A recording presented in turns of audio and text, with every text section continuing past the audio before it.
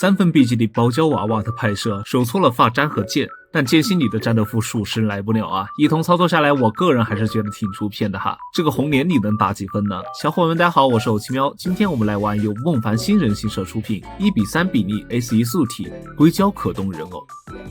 首先盒子相当巨大，尺寸来到了26×38×70，运输盒8角包边防撞。打开后是一个黑色的塑封套，上面叙述了3:1的比例和18x的关键词。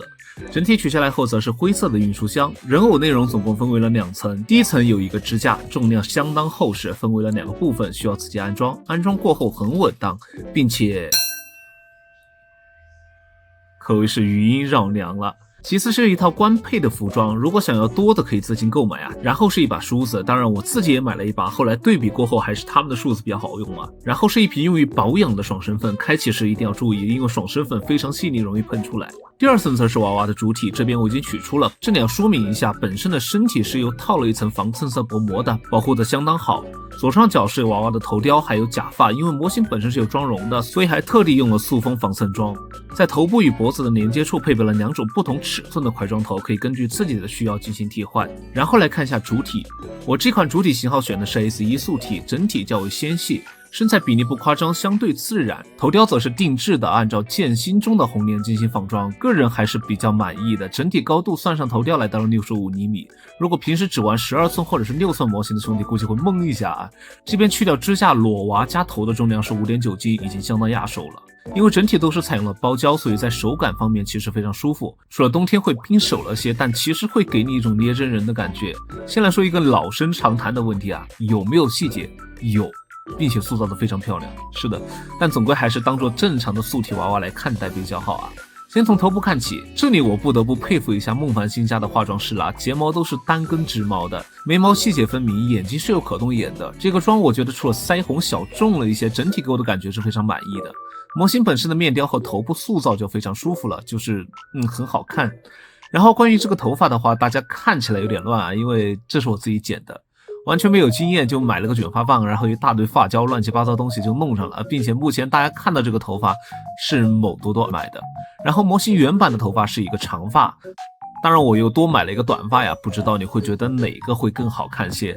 人偶在皮肤质感的处理上也是相当得当，在正常光线下是能够看到分布在各部位的不同纹理的，会给人一种很精致的感觉。你敢信就连手指甲和脚趾甲都有涂装，这个就非常好了呀。然后是服装方面，这个其实很简单，模型本身附赠了一套衣服，还有一套运动内衣，这边就不方便给大家展示了，而其他都是我自己买的，并且官方也有出售，大家可以去逛一下。然后可动方面，因为内置了合金骨架，所以在关节紧实度方面非常给力，也不会出现奇怪的关节异响。掰动时需要用力一下，像简单的脖子可动、前后左右，手臂的抬举，还有曲肘，还有手腕的旋转。